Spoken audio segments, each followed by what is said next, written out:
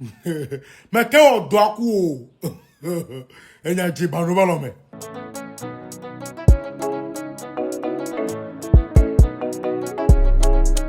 Hey yo les gars, comment vous allez? J'espère que ça va très très bien. Bientôt les gars, m'emboussébé, à mes amis, ok les amis, c'est gâté encore sur la toile. C'est-à-dire qu'il y a un truc qui se passe actuellement dans le showbiz, surtout concernant la team Eubo. Qu'est-ce qui se passe? On se pose plusieurs interrogations. Et voilà, JMG, Yesoubanou, attaque avec force. On regarde la vidéo et on revient juste après. Ouais, baba, leko. Vous remarquez que on le cible 2 jours, on le cible les réseaux à dire. Parce que il y a des là, on le dos soupçon, on le sentit, il y a des gâteaux. Il y a panique, on le prière, mais il y a un pas de ghetto viva l'homme. Il y a un pas de ghetto viva l'homme. Ouais, jalonye mais baba. M'hole lève me le fia au coup Raoul. Raoul. On lève na mo wa il y a tout le bon le blonde. Mi va bena nyanye kwena mo lenti nyam nyanao. Nyanye kwena mo lenti nyam nyanao. Ba me bada mi nketi nyana me oma. E tobe muni. Donc ne nyam wonde a o dra plan le me. Mbaga dila juger ntocho. Comme nyana nous. Nous qui aime le port, on le port. C'est mais il y a le futur mais on le passé mais on pas le présent mais attention. Quand on a nous que le futur mais amoko mnya on va zoom. Minkete on mnya o. Wa mke va pas au quoi mais le wa mais nyamero le wa mais au ko mi o live. Au ko mi o live alors au ko mi no du voir. Mimbale no duure. Alors on nya o. Amoko le ba nous me va amoko le ba nous me yemnya yo ho o be nya le bon pour le moment lo. Nimba le pop nya ku ore o nya o wa. Amere so enu dangbele ba ho me. O so do ho me. O mbi o bele nke o so dangbo. O so ho me. Ya o de to alo. Amodo nke po oku mi ko your life oku mi no do nimba le pop mi gba no do nke le jo. Nimba le ho le life mi on nke le jo. Amo nya banumea ne mnyamede pamba gbon rezo aji amoko kwata mnyale banumea fianfio escroc paresseux amedo le obe famille au so plus de one to attend so plus de 10 millions no obedui nyamo va bele keleke be nyanye konya namo wa amo do gogo o mte nani olo o cha o nyaolo nga o nyao like ho ya wa Mbele, baba. Boni nyamo wa mbona video ni kenti mnyawa. Va bi on pa menke o nyana wa lo. Nke o nya view o. Nyengba le po view o. Aka o concert a o le zuo. Be fo onyi me ke be nyon le blon. Me ke nyi fo. Me ke o do aku o. Enya ji ba no ba lo me. Enya va o lo. Wa on to nya comme stratégie mnya. Je frappe toujours au bon moment. Baba, va en vidéo et vu ko nyawa on to nu ko yo wa na agbon. Nu ko yo nyawa na agbon. Hein? Sinon o la sport ma wo no do dere. Nke de vieux no yo nyao. Kaka o concert over les zuo. Parce que kaka joue au concert wa mirakpo eva do moment dia mva globena baba be ahakibele numua nyimle se komo nuna hamun sa enuna hamu amunya be sulare wa fifi moment yo me elle débordé so ka be concert abe nyame elle débordé kaka concert abe game baba le ho gume na be nuna hamu na des autres bi pas concert a nuna hamu elle CVV. Bon petit le du donne kui. Nya amoko gogo nya nyam nya. Amoko gogo nya nyam nyamel. O ve ho amel quoi. Hein? De vu ko gogo nya nyam nyao. Hein? O ve ho amel quoi. Nko no. Taper d'eau. On va prendre le coup. Hein? M'le bizarre. Nya amoko gogo nyakpo e nyam nyaoa. Baba ebe ho ame kwa. Baba amele gogo akwa. Yo nye po yo wa po mo ale nya.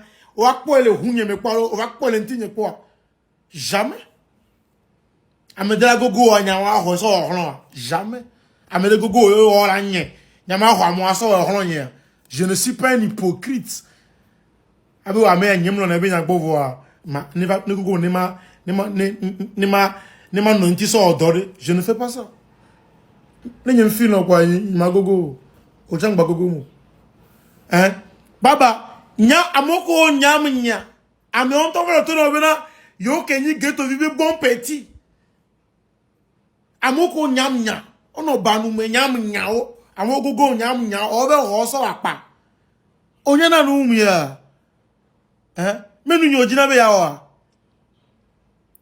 Si anke o ku o. On to va si video na gble. Ezeme.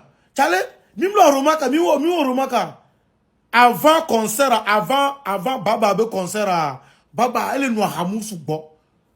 Mi romake ya, e ko gume o, mi akpo be concert adia, e va le na monya. E be petit re ku enyi vrai, be petit pocho nkema, fe kuwe, e me bada we, nke petit o ne o, ne va gbona mi, ne nyame de kwese ka ngbona nu ka me o ye munye. Nu ke petit o va le zon le scène dio.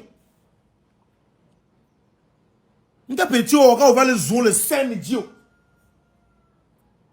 Bo pata me bada e onyo ka be ka pe penyo ame pocho nko yo wona o ono gume ya parce que wado mo mana baba le no hamu nto ka concert nto je no hamu ka am le possible baba va ni o game la mi o show bizarre va ni o game la ka nya mouvementer ni ya show bizarre e o game la nya lo game nya yim lo ajiro ku va ni o game la parce que nous kena e o so moment le no hamu ka va gbe o Goumé, mais qu'est-ce que goumé? Vanemia ouais. Au pot shop hein? Au pot shop avec les deux shop là, les que nous pas taïro dossier les tables ils n'ont les filles. Alors tu m'as dit maman c'est quoi n'y a pas la balo quoi. C'est bien. Courrier venu envoyer dedans. So que Europe. C'est bien. Hein? Courrier venu. Pourquoi? Ma Sophie on tire. DHL, courrier venu baba quoi. C'est bien. Courrier venu, yé mgo.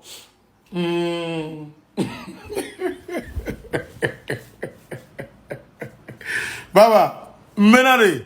Fiesea, le qui fiesea venya, le qui au commencé do, le qui nous ido, taper do, be histoire bon, voilà. Voilà au game. Si tu tapes dans mon dos, je vais taper dans ton dos. Baba, si tu tapes dans mon dos, je vais crier sur podium.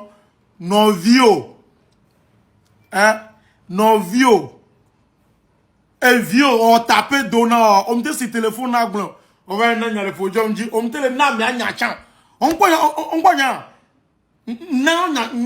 bang, on va au bois, Amoni fianfito, amoni escroc, ne nyam nyao, la ho. On y a un tu es intelligent? Tu n'es pas intelligent. Amo konya encore hume. Amo a dawino konya na 5,000 encore hume.